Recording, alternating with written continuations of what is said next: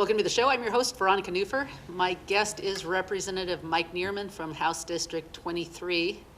And among things that I will be talking to him about today, and we'll be discussing, will be Governor Kate Brown's decision with COVID lockdowns and where we're going with that with schools, what he thinks she's thinking, and what the Oregonians can expect.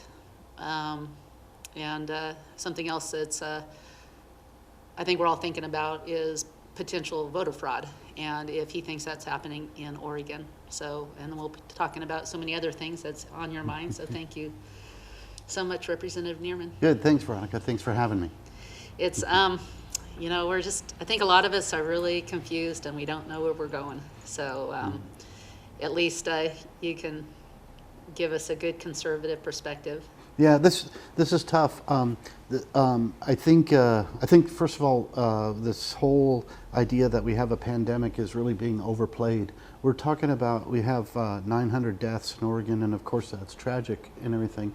But and the Oregon Health Authority tracks those deaths on a weekly basis, and we get an update all the time. There's another Oregon state agency that tracks deaths on a weekly basis, and very funny, those numbers are almost the same, and that's the Oregon Department of Transportation, and that's deaths on Oregon highways, and they're almost perfectly tracked with the COVID deaths. And so if you ask me, if for 900 COVID deaths, we have to shut down our economy and shut down our education system, I'm wondering why we're not at the same time shutting down our transportation system because of the just as terrible deaths on our transportation system. So it doesn't make sense. Yeah, and not only that, have you by chance gone online and looked at some of the statistics from the past years where, let's say pneumonia, this many deaths a year for pneumonia? Okay. Yep. So basically a lot of those deaths have gone, like, they have flattened. Yeah. Like flu, like every year people die of the flu. Every year people die of the common cold. You know, if they have enough health problems, every year they die of something. You know, there's deaths, and all of a sudden now, the COVID has gone up, and those have gone down. Yes, and as a matter of fact, tracking total deaths in Oregon of all causes, we're on track to have one of the lowest death tolls in decades in Oregon. So I think that says something about what's going on with the numbers there. I think we're not seeing serious numbers. The damage being done to our economy and to our society is not worth it based on the numbers. So is the motivation for the numbers, do you think, is there I always think there's a political motivation for things, but is it that and or doctors that are apparently they're making money if people, I don't know if it's taxpayer funded, but if people come in and they die of COVID because it's a pandemic, they wind up making money off of that deaths to help them out. I've heard that they're incentivized to record the death as a COVID death to get something like that. I'll say one thing, that I think that the medical community as a whole is not being rewarded for this. I think they got hurt because I think the governor shut down medical services. I know, for instance, right in March, I was scheduled to have a colonoscopy, which got canceled, and then I've since had it, and thankfully it came out good. But I could have had stage 4 cancer for months and not known it, and that would have been possibly fatal to me and or to many other people. So I think that the medical community has not been helped by this whole thing. Maybe there might be that thing where they're incentivized to register a death as a COVID kind of death. So. Yeah, well, and the deaths of suicide, mental health, drug overdoses, and quality of life in general is I think lagging and stuff. So I've noticed. So it's a bad thing. I think that the one thing that I've been seeing around lately is that the cure is worse than the disease, and I think that's exactly what we're in right now. Yeah, you know, and that's what happens when we make things political instead of just using our own freedom and common sense. Well, you know, I'm worried about my health, so I'm not going to go anywhere. I'm going to send somebody else, you know, have my son do it because he's healthy or something. You know, whenever we put this into politics, everything is less good. Yep. And it hurts everybody. I'm like you. I'm hesitant to, at the end of the day, to ascribe a political motive to everything that goes on. Although sometimes it's hard to not see that. But I have to say, economists talk about a thing called a public collective good, and that's something where you can't get what you want, and I can't get what I want if we both want something different. So like, I want 5 lanes on I-5, and you want 2 lanes on I-5. Well, we're only going to get a certain amount of lanes on I-5, and either you're going to get yours or I'm going to get mine, but we're not going to both get the same thing. And in this case, with COVID, that's not the case, because we can say things like, if you want, you can stay home and you can not go grocery shopping, or you can get your groceries delivered, or you can have your son get your groceries, or you can grow your own groceries. I think you're pretty capable of doing that. You can choose what you want to do, and you can wear a mask, or you can not wear a mask, or you could wear a burqa, or you could wear a bubble suit, or whatever. And so there's a whole spectrum of choices there. And if I don't want to be around you because you're not wearing a mask, I don't have to be around you. Or maybe if you're not going to wear a mask, maybe then I want to wear a mask or whatever. Or if you're old and you have compromised immune system or something, then you have different choices that you can make. And we're not giving an opportunity for people to make their own choices on this. To say, for me, whatever harm it's going to do to me in a societal way or in an economic way or something like that, I'll put the risk on my medical condition and whatever kind of mix that I want to put together for myself. Yeah. And we're not letting that happen, and that's not really the right thing to do. Yeah, it's not. And to say that this isn't political would be impossible, in my opinion, because I spend a lot of time on YouTube. I like streaming. I like getting different opinions on things, different news sources. Tons of doctors that are trying to bring attention, like what you're saying. They're getting censored and they're getting kicked off YouTube. These are doctors that know what they're talking about. They've been to medical school for 8 years and plus, and they're getting censored because it doesn't go along the lines of their, the agenda. Mm-hmm. So when we have the media, when we have, typically the Democratic Party, not always, and the New World Order guys, Bill Gates, George Soros, whatever, calling the shots, you're going to get censored, you're going to get criticized, and that it takes away our freedom. And so we need to try to nip that in the bud if at all possible. It's contrary to the narrative of science, too. It seems like we hear, but there's one side that keeps saying science, and to them, science means that I get to be right and you have to shut up. And that, to me, that's not what science is about. Mm-hmm. And honestly, if there's some kooky, quacky doctor out there who's saying something on YouTube or whatever, I think that even if we disagree with him, we need to hear what he has to say, or at least give him a chance to put that out there to have a reasonable discussion about what's going on. Yeah, on the contrary, they're not. They make sense, and they talk about all the mental health situations that are happening, and also the different cures. I think I might have gotten it. I don't know. I didn't get checked, but I drink nano silver. It's been great. It's I think it's the best thing. I think everybody should take that, but that's my choice. That's my opinion. I tried to promote that on Facebook, got censored, got kicked off. Just, hey, this is what I do. You might think about it. Interesting. Boop, censored. And also another thing, I want you to see if you can give us the mind of Kate Brown, if you can. Is she? I believe her to be very much global minded and not Oregon minded. I don't think she cares as much about Oregon except pushing globalism onto us. So what's your thoughts on her? So it's tough to get into someone's motives. It's easier to get into what their thought patterns are and what their thought processes are. So I'll stick with that. But so I think Governor Brown on this is politically driven. I think the best example of that is that there's no scientific evidence, almost none, that this is dangerous to children. Almost as young as you get, they have a less incidence of getting the disease, transmitting the disease, or dying from the disease.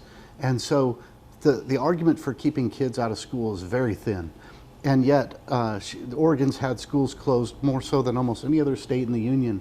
And I think part of that is, to go back to your thing of suspecting politics at play here, is that the teachers unions have insisted that. And I think what they want is they want to continue to draw a paycheck and not have to work and be exposed to this and have to wear masks and all that kind of stuff. So wouldn't that be nice if we could all just Collect a check and not work? Hey, yeah, well, you know. or work from Unfortunately, it's home. the I think, taxpayers yeah. that wind up, you know, hurting, and then the children and the teachers union, who we should quit, you know, taking orders from. Yep. I think it's very suspicious, that whole marriage there. So. Right. Well, okay, speaking of, I mean, you didn't quite call it global-minded as much, and maybe you're right, maybe it's simply the teachers union.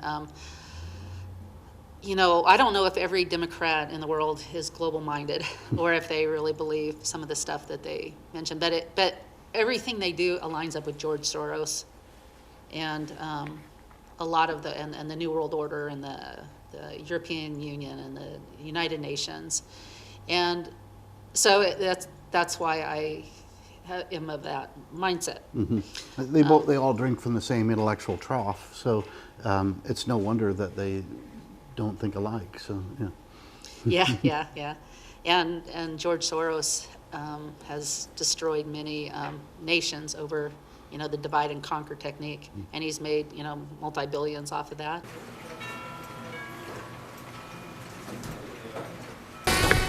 In my line of work, I need to be able to replace a part quickly. At Davidson Auto, the selection is great. They carry a large variety of automotive supplies, welding equipment, and a huge selection of tools. They have everything I need, and if they don't have it, they get it here quick.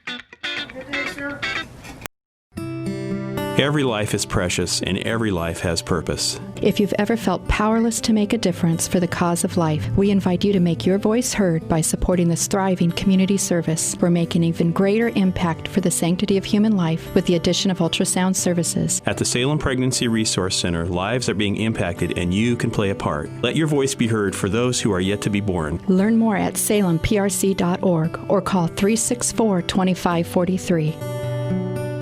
I guess moving on from George Soros, let's talk about George Soros and his voting machines. You know, in Canada, I don't know if you've, you know, studied the Dominion voting system. I have, Yeah. I live in Polk County, and Polk County has some Dominion voting equipment. So, they? So I took Okay. interest in that a little bit. So I did look into that. So the thing we were talking about voter fraud a minute ago, and the thing about voter fraud is if it's going on, then you probably don't know that it's going on, because if you did know it was going on, you'd go and arrest somebody and have a big fit on the media or whatever. Yeah. So it's hard to know what you don't know. But there's some things that are facts about Oregon elections. First of all, our elections in Oregon are decentralized. They're run by the individual county clerks, and so there's certain things that tend to, and I look for this. I'm on the budget committee that oversees the budget for the Secretary of State's office, and so that's kind of. So you're the right person to ask about voter fraud. Yeah, from a conservative, that's in my perspective. line of accountability, is to watch over that, and so I take that very seriously. So there's things like, for instance, different counties are autonomous as far as how they run elections, and so you look for different things. We have like invalid signatures, right? And you look for things like different. Is one county throwing out a disproportionate number of Republican signatures or things like that? So that would be one way that there could be election fraud. But it's hard to have fraud in Oregon. So like I said, first of all, we have decentralized elections. Second of all, it's almost easier to commit fraud with technology. If I have 2,700 in a database, I can change that to 3,700 pretty easily.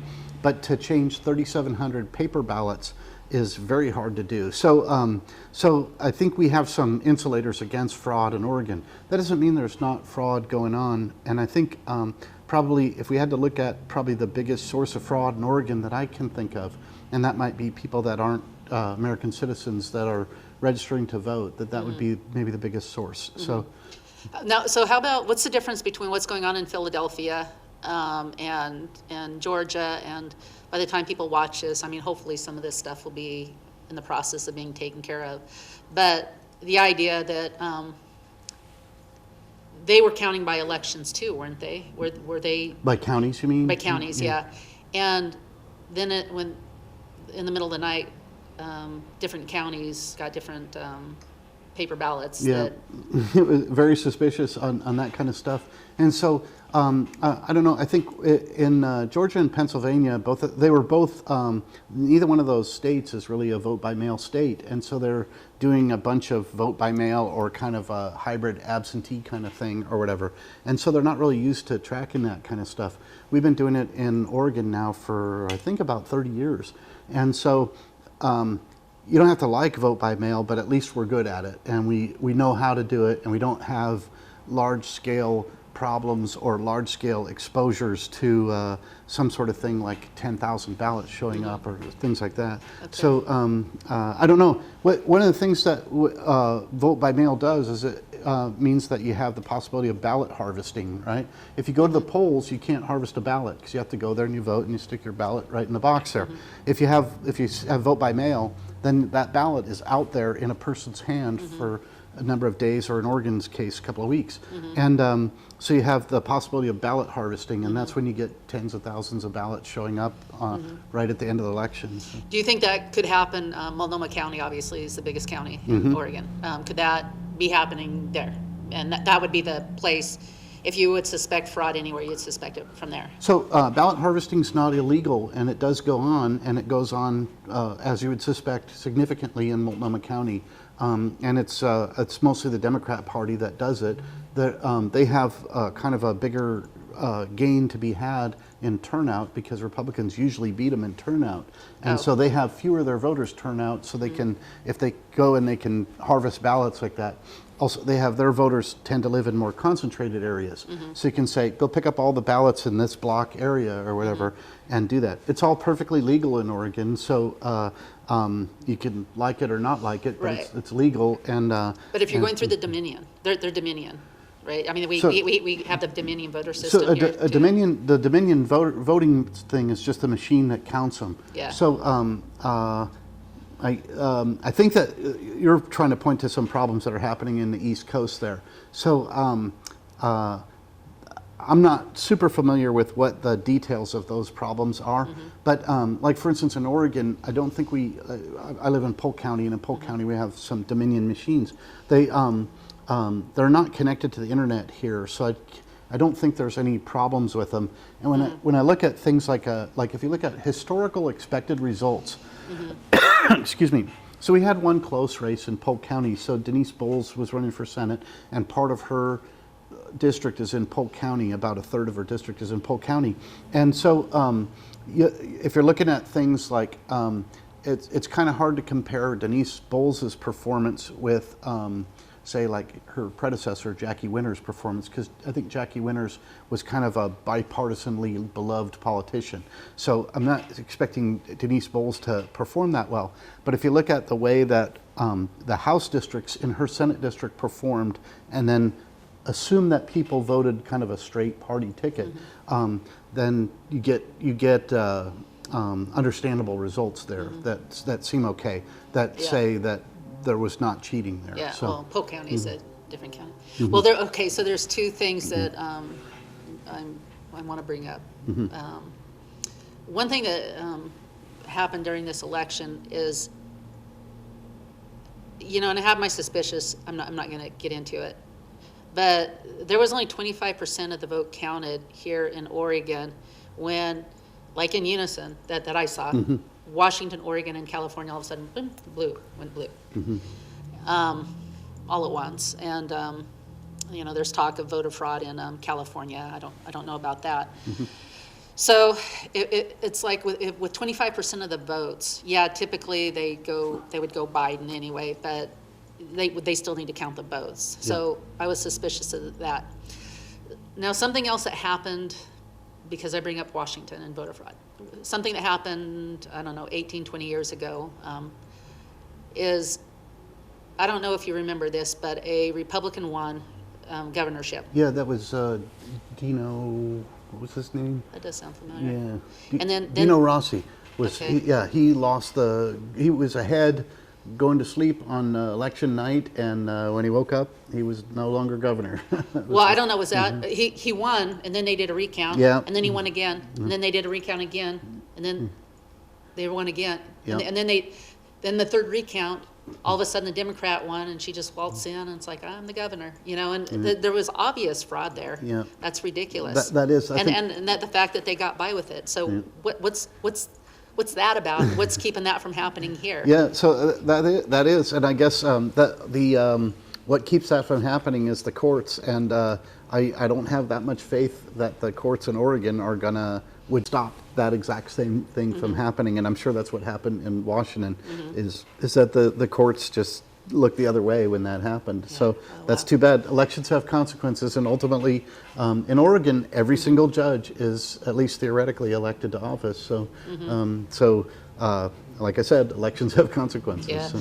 Well, I would suspect, you know, that was obviously voter fraud. That there were dead people, and you know, who knows what else went on. Yeah. So I suspect it's still happening. You know, it makes me wonder, is it happening in Oregon? Makes me wonder if you know, I've talked to people, and I sat back and didn't really have an opinion on it, saying that they were convinced that Oregon is a red state. I mean, that seems unheard of, but you know, you almost wonder, you know, if there might be something going on. So I get around Oregon. I have a pretty big district that covers quite a bit of area. It goes all the way from Lane County up to Newburgh, and so I see a lot of Oregonians. And I'm not really all that convinced that Oregon's a red state. There's it's about what the voter registration is. That's just kind of my anecdotal kind of take on it there. But Well, okay, you got a point there. yeah, and although I have to say, at the end of the day, there's one pundit who wrote a book once, and the title of the book was "If It's Not Close, They Can't Cheat." And I think that's a good statement there. If we don't keep it close, then they can't cheat their way into office there, because it's hard to cheat on a huge number of ballots. So anyway, it's yeah.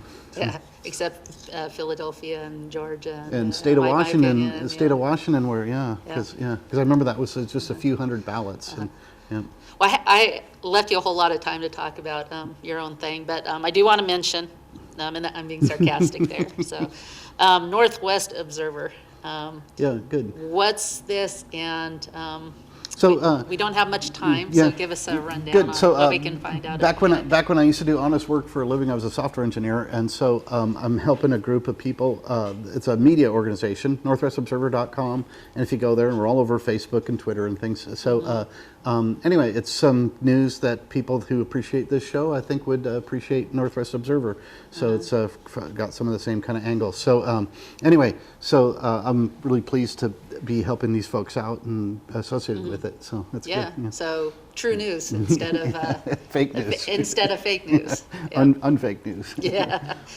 Yep. So he compared it to the Epic Times, and I personally get the Epic Times. Yeah. It's great. Kind You of an get, Oregon version of the. Yeah, Epic so an Times. Oregon version of the Epic Times. Yeah. You know, some local stuff that we can count on, so we don't have to try to filter through some of the newspapers that are very left wing. In even Yamhill County, very disappointed with Yamhill County newspapers. Yep.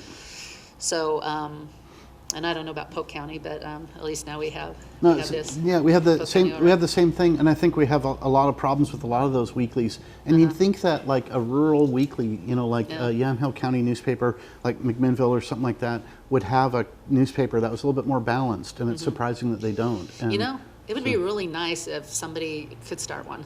And because I think that they would, the local, very biased newspapers would lose their readership. But So, the Northwest Observer has a Yamhill County correspondent, so we do Yamhill County news. So we're ready to take on the News Register. So bring them. yeah. All right.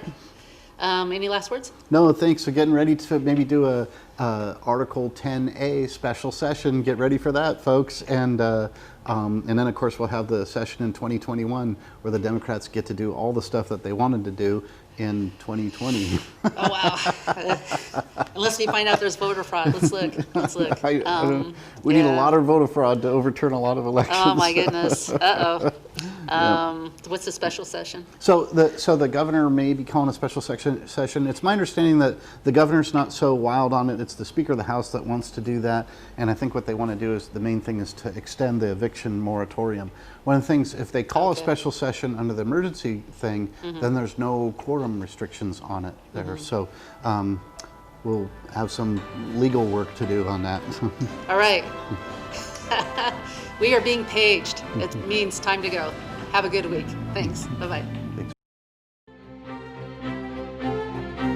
Inspiration. Arts and crafts. Health and wellness. Communication and information. We're here to encourage and inspire you. You have a gift?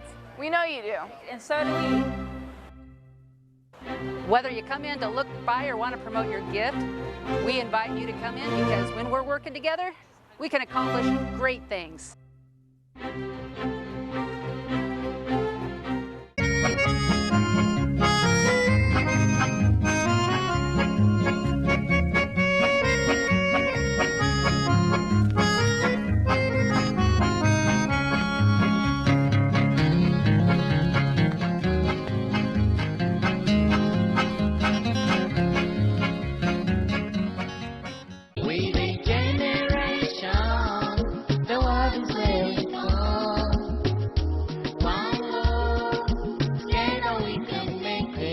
Let's join our hands together as we share with one another. Black or white, together we can make it. Come to the celebration as we bring our love together. One love. How do we explain the frozen mammoths, the big, huge, hairy, hippie elephants that are frozen, standing up, some of them? Where did all the water for the flood come from?